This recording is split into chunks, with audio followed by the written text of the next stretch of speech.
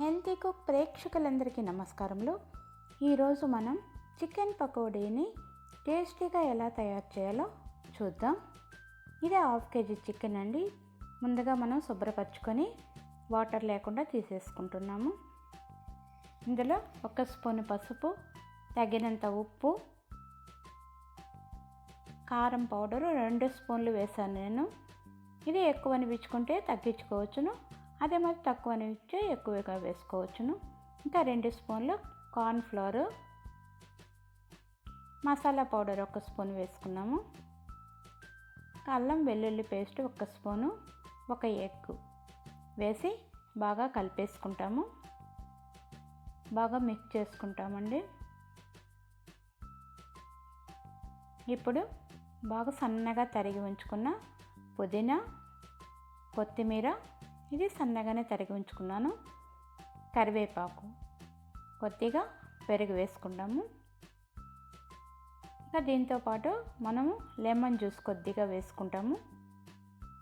వేసి బాగా mix చేసేస్తున్నాము.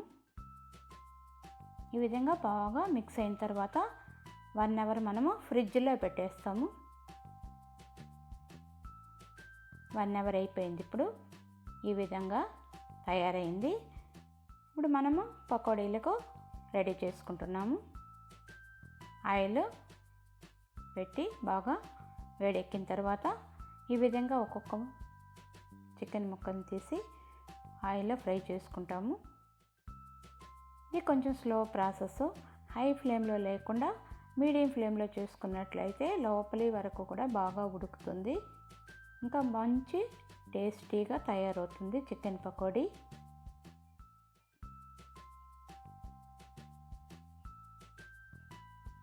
Chicken పకోడీలు అంటేనే చాలామందికి ఇష్టం అవుతుంది కదండి.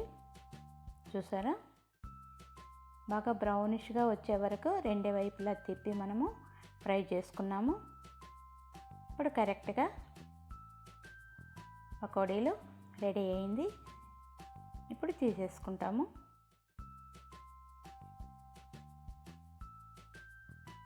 ఒక బౌల్లో తీసేసుకుంటున్నాము.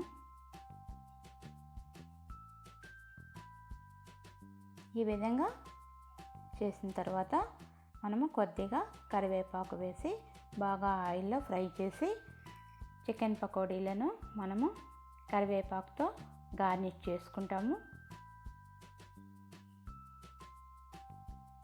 చూసారా, టేస్టీగా చికెన్ పకోడీ తయారీ అయింది. ఇంకా ఈ వీడియో మీద మీ అభిప్రాయాలను కామెంట్లో తెలియచేయండి, షేర్ చేయండి, లైక్ చేయండి. Thanks for watching.